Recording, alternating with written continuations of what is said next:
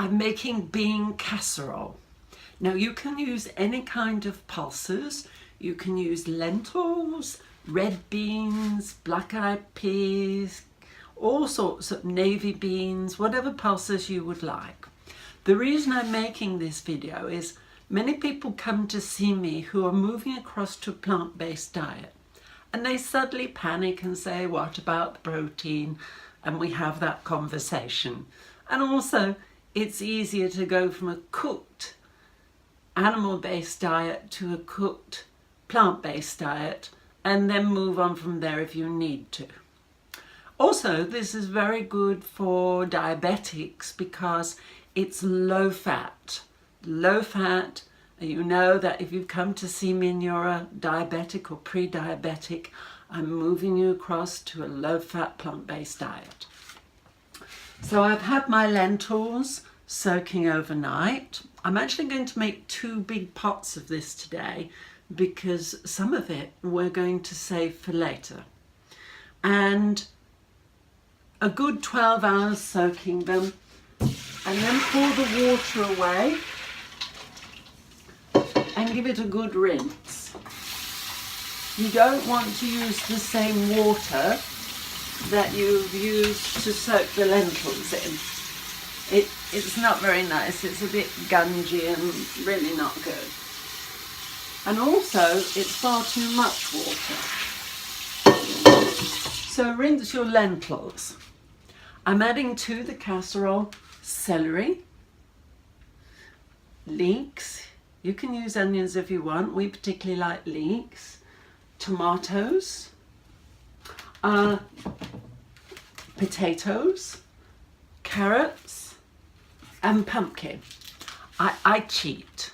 I get the pre-chopped pumpkin because if you've ever chopped pumpkin, you know it's a bit of a toil getting the outside off, and it's quite hard to chop. But the guy downstairs in the shop, he cuts it in a machine in the back for me, which is fantastic. Also garlic. You know I like my garlic. And I use Italian seasoning, and I use a lot of this, as you will see later, which gives it a great deal of flavour. Also, sea salt.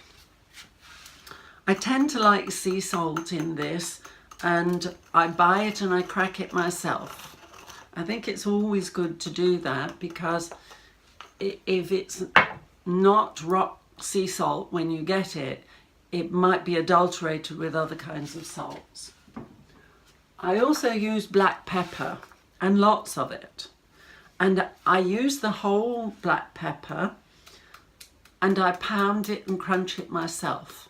I don't buy ground black pepper because it doesn't have the flavour that freshly cracked pepper does. Everything is prepared. The lentils are in the pot. The carrots are cut sideways into sort of little discs, not too thin because you want a little bit of chunkiness. The potatoes have been halved and then again cut into slices, thick slices, because they want a little bit of chunkiness. These were already pre-cut, which I'm very relieved about. The celery, when I cut the celery, I used the whole celery. In other words, I took the leaves off, but I cut all the way up the celery. I didn't just use the ends of the celery because it's all food. Tomatoes, you just rinse them and put them in. It's getting rather full. And then just about room for the leeks. I say just about room, it is just about room as well.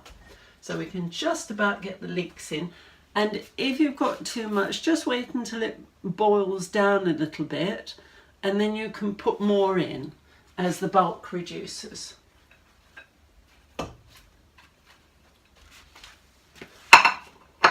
Now the garlic, I've used 5 garlics. it's winter here. Garlic is very much for the immune system. So I am very generous with it, but also it's a very large pot, so the garlic will mix into the pot quite a lot. Salt, I only use 1 teaspoon. Now, if you're a low sodium person, if you have a lot of fluid, or you have profound cardiovascular high blood pressure, you can miss out the salt if you want to. But if it's hot in the summer, sometimes you need replacement of sodium because you perspire it out of your body. Pepper, I get a good 2 teaspoons of pepper. I might even do 3. And the Italian seasoning, definitely, I put 3 good dessert spoons in because it's such a large pot that it really needs to have that flavour throughout. The water you put in last. So the water is only enough to cover the dish. You don't have the water higher than the vegetables. And when it comes near to the top of the vegetables,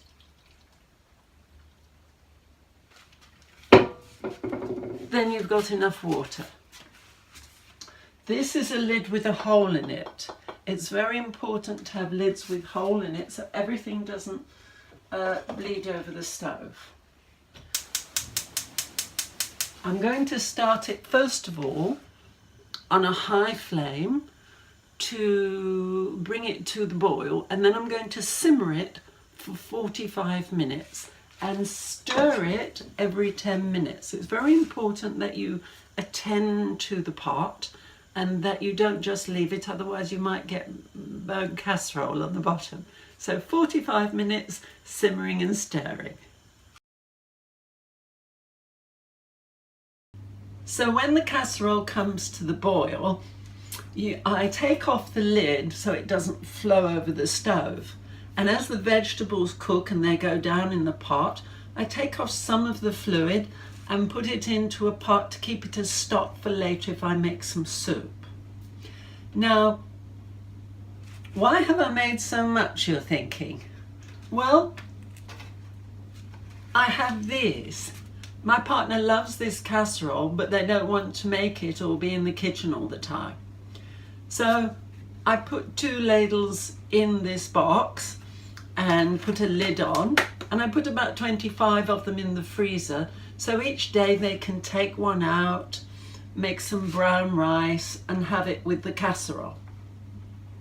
Also, if you have a slow cooker, you can put it in the morning with the timer on the slow cooker, and it's ready for when you come home at night. If you get a rice cooker as well, that can be ready. So everything's ready when you come in. Tasting time.